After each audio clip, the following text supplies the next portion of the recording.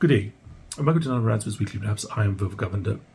This week we're going to take a bit of a break from the whole Trump drama and look at some other interesting stories out there. So we're going to start off by looking at the situation with regards to the meeting between Xi Jinping, Vladimir Putin, and Narendra Modi, and discuss what it means for the world going forward. Then we're going to take a look at Shoprite's results and what we think about the retail sector as a whole. And then there's a court case that was just basically decided in Google's favor around a deal that they have with Apple in terms of being exclusive on their platform. And I sort of thought it might be a good time to take a deeper dive into the valuation of Google and why I think it's one of the most undervalued stocks in the Magnificent Seven. So let's start off by looking at the Xi Jinping, Putin, and Modi meeting. So these three leaders met recently. As an aside, there was a very interesting, video of Putin and Xi Jinping talking about, life extension, organ transplants, etc. And they seem pretty, interested in the idea. I mean, these are both men in their 70s who both have had, rumored at least, significantly or serious health issues. And who control very, very powerful states. Some people even have said when they talked about organ transplants, it was not going to be from the dead or even from the voluntary, considering who these guys are. But so what was interesting about that particular thing, as an aside, is that they're taking it seriously. These are very powerful people running very powerful states. If they're taking these things seriously, trust me, they're not the only ones. And I do think, and I'll probably do a little discussion about this in a couple of weeks' time, that the idea of life extension is not as out there as you might think. I, when I first heard of it, thought it was like more science fiction. Of course, we do live in an age of science fiction things coming true, like AI, etc., and brain computer interfaces, and reusable rockets. But there is more to this whole life extension thing than most, I think, people give credit to. And the possibility of somebody living who's alive right now, or maybe even listening to this particular, podcast, to 200, or 150 to 200 years, is not out of the realm of possibility. So that is something I think we will discuss in the future. But it's interesting to see that these guys are taking this seriously. But beyond that, what's important about this particular meeting is that you're bringing together effectively the US's biggest rivals in many ways. In fact, Donald Trump, promise not to mention him, but he has to come into some place, did say that, have fun conspiring against the United States. Now, why is this important? Firstly, if you look at these three countries, they are each other's effectively biggest neighbors. So if you look at China, its biggest neighbors are Russia and India. India's biggest neighbor is China, and China is Russia's biggest neighbor. Now, in terms of the alliances between these countries, historically there's been a bit of an alliance, strong initially between China and Russia because they were both communist. There was, after that, a breakup between the two countries, but it was initially quite a strong relationship.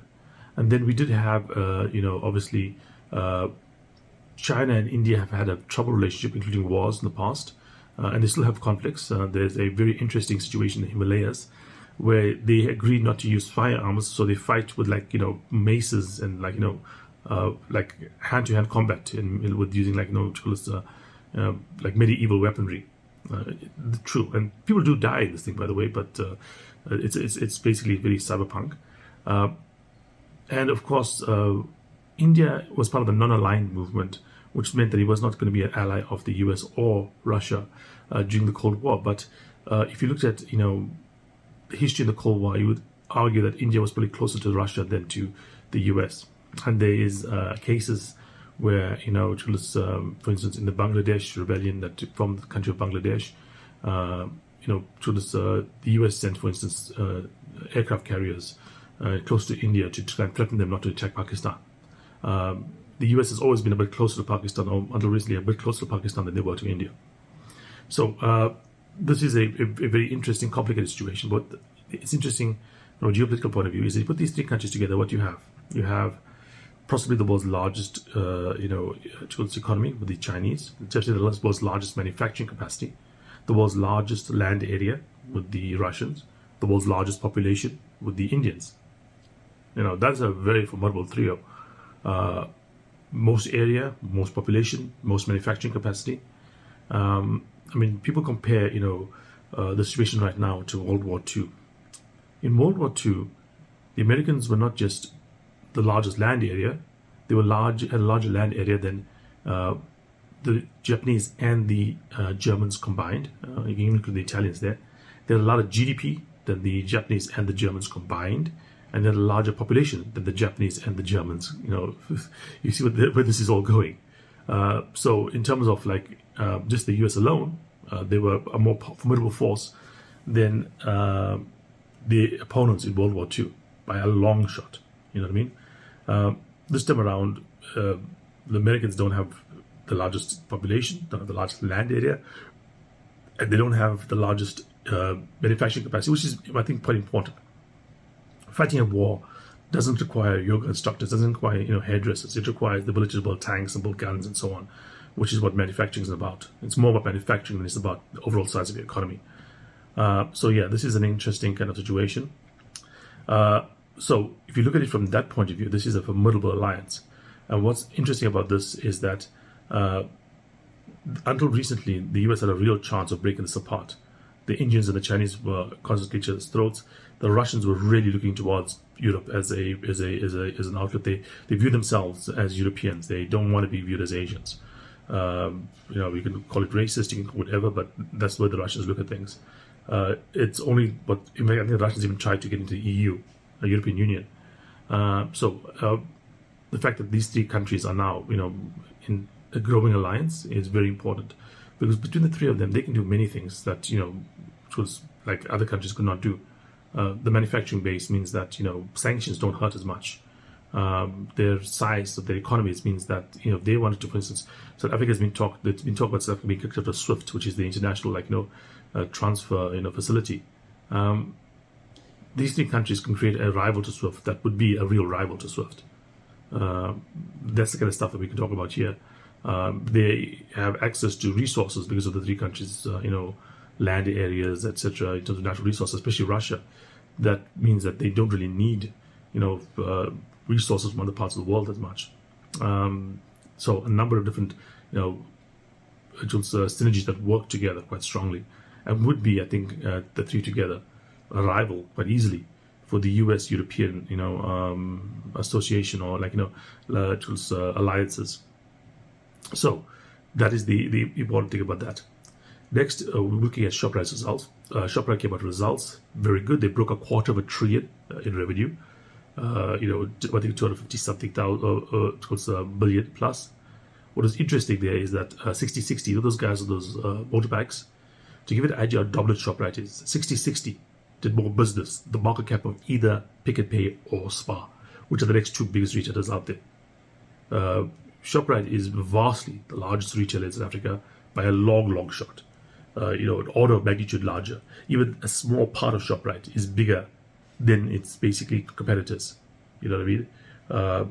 So this is a situation like Shoprite's basically 60/60 is about 10% of Shoprite's business. That 10% of Shoprite's business is bigger than the market cap of either Pick and Pay or Spar. And why is this important? I've said this in the past many times. The retail sector is changing, and having capital to basically invest in these changes is very important. Delivery is becoming more important. Down the line, drones are going to become more important.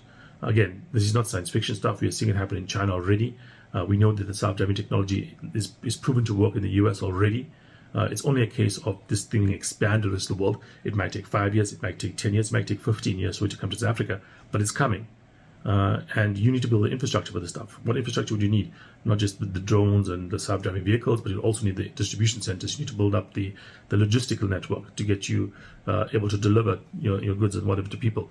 But the advantage that you have as being the largest one is not just about the logistical ability to invest in logistics. It's also about the fact that it's going to be a winner-take-all kind of situation.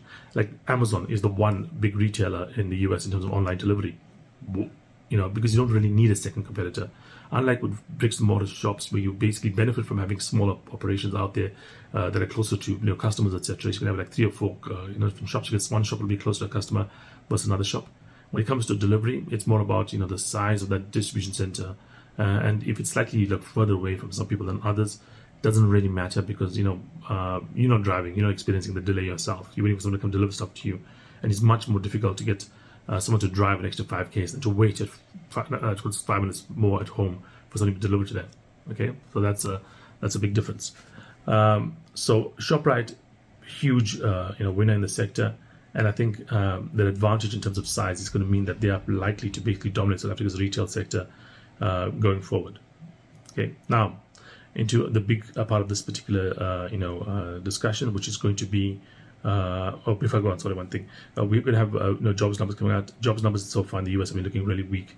All of this indicates we're going to be looking at a rate cut this month, unless we have a massive surprise in non-farm payrolls, which have not come out yet as I basically filmed this.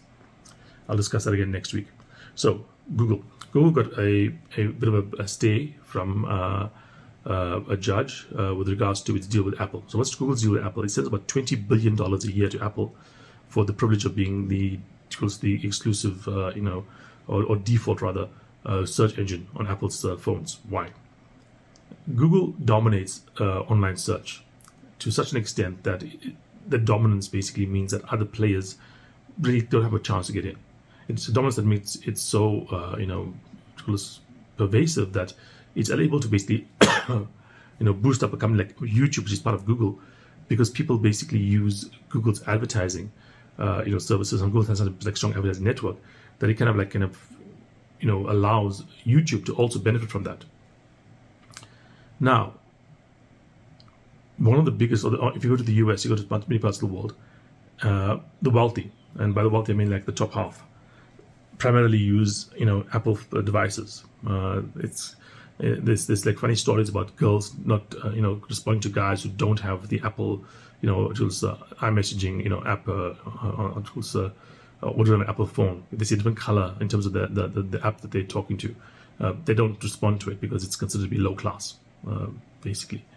So Apple has a huge monopoly on the upper income earners in many parts of the world, more than you would think by just looking at their pure market share. Google needs to get access to these upper income earners because that's where the money is when it comes to advertising. The people that have money spend the most money, basically, and you want to advertise to those that can spend the most money. So that's a nice synergy there. $20 billion for Google to Apple. It's free money for Apple. All they got to do is just make Google search engine the default. It's free money, basically, Apple gets. And for Google, it's worth it. And $20 billion a year is a lot of money. There's many companies out there that don't make $20 billion a year in profits. Many large, well-known companies, with names that you actually know, that don't make this kind of money. So this is a very profitable agreement. The threat that Google has is that it's been so dominant in the search sector that it is effectively a monopoly. More than 90% of the searches happen on Google. YouTube is effectively a monopoly in the streaming space, for especially the kind of streaming we're talking about. I mean, it has more eyeballs than even Netflix. But if you look at things, for instance, just streaming videos that users create, there's a couple other options out there like Rumble, etc. And I think even Elon Musk with Twitter is trying to get into that space, but it's by no means, a dominant player. Like Twitter or Rumble, and nowhere close to what YouTube's valuation is, in terms of basically the money it raises as well as the eyeballs it gets. And again, one of the reasons the money it raises is so high, it's because it's able to piggyback off that ad service that Google has, which is basically created for search. So advertising go to search, the Google's ad facility, and that basically gives them the ability to use the search bar, and like when people search, for instance, insurance in South Africa, you can buy that as being the sponsored link on the top. But that also helps them with YouTube as well, because now you have the advertisers already into the whole idea of investing with Google. Google has a dominance. It just kind of helps them out there as well. In addition to that, the other parts of Google are really valuable, but I'll talk about that in a second. But let's just look at the two things that are really powerful. Let me the third one, which is Chrome. Chrome is the most widely used, browser out there. And if you think, well, Chrome's free, how would you make money off Chrome? Well, remember what I just told you about Apple? If Google was willing to spend $20 billion a year to be the default search engine in Apple, if Chrome was its own company, the number one browser out there, you think Google wouldn't be willing to spend a few $1 billion to be the number one search or the default search engine on Chrome? No, but there's definitely an idea. Android as well is the open source default, other than iOS, which is Apple's closed kind of mobile operating system. Google has a lot of different areas, but let's just look at the search part initially. Search is so dominant that I think that one of the reasons that Google has things like DeepMind, one of the reasons Google started things like, for instance, Google's Waymo and so on, is because they need to have a way to hide just how profitable, the search bar is. That search bar makes more than all the profits of Google, meaning that everything else Google has effectively is a net loss to the company. The search bar makes more than half of the revenue. That search bar basically, I guess, is 90+% dominant. It's effectively, by many measures, the most valuable or most profitable single, thing in the world or property of the world. So if you think it from that point of view, this is a very, very powerful kind of a big important component of Google's, or in fact the main component of Google's value. But here's the thing, that search bar is under threat in many ways, most importantly via AI. Many people, and myself included, now search for a few things using AI rather than the search bar on Google. I still use Google when I'm buying stuff. It's still the one I go to buy stuff. But I think down the line that'll even change with things like ChatGPT and other forms of AI out there. As you get more and more used to it, you're going to start asking it questions about what to buy, etc., and pricing for things. And I've used a couple of times and experimented on pricing, and it comes pretty close to what the pricing really is. It doesn't give you the same kind of links in terms of who to buy things from as easily as Google, but I think that's an easy change to make. Now, that being under threat means that people have been putting a bit of a downward value on Google. So Google's P ratio is under 20. For a company in this kind of sector where we have some companies like Tesla would many times as that valuation, it's unusual to see a tech company with that many opportunities and growth. In fact, Waymo has massive upside. YouTube has massive upside. Android has massive upside. DeepMind, if OpenAI is worth 500 billion plus, and if Anthropic is worth 180 billion plus, I would put DeepMind somewhere in the middle of that and probably closer to the 500 billion than the 180 billion. And these are numbers based on recent valuations that people have willing to invest at. So DeepMind is probably worth hundreds of billions at the very least. So we have a company that has lots of really valuable assets, but the key part of it has been that search bar. And the fact that the search bar has been under threat has made people believe that Google itself is probably a risky investment. Now, had this deal between Apple and Google been abrogated and people said no, you can't do it anymore, I think it might have been short-term positive for Google's valuation, because it would have meant that we're likely to see a split off of Google. Google having to sell Chrome, maybe split off DeepMind, maybe split off Android, maybe split off the ad business, split off YouTube. And like I said, each of these companies on their own is extremely valuable. Waymo is comparable to an Uber. In markets where Waymo is in, it's really very competitive to Uber, and definitely more competitive than things like Lyft, etc. YouTube is a competitor to Netflix. It has more eyeballs than Netflix. It earns more money than Netflix does. DeepMind, like I said, obviously easy competitor to OpenAI. If OpenAI is worth 500 billion, DeepMind is worth close to that. And that is basically just part of it. The TPU stuff, by the way, the transformer processing unit that Google has, which is basically its own version of an AI chip. The most valuable company in the world makes an AI chip. That's why it's the most valuable company in the world, NVIDIA. Google apparently has a chip that's comparable, if not in some cases better, because it's Google was the ones that designed AI. They were the first to get into AI. The first to basically develop the stuff. Everybody else is kind of using Google stuff in terms of like, OpenAI is based on Google technology. Google is kind of like the Bell Labs. So Bell Labs, for those that don't know, invented much of what the modern world is. They didn't make much money off it, but they were the guys that invented like, the transistor, etc., which everybody uses nowadays for everything. So Google has all these different assets, and if they were split up and able to compete on their own, probably the sum of those parts would be more than the current valuation of Google.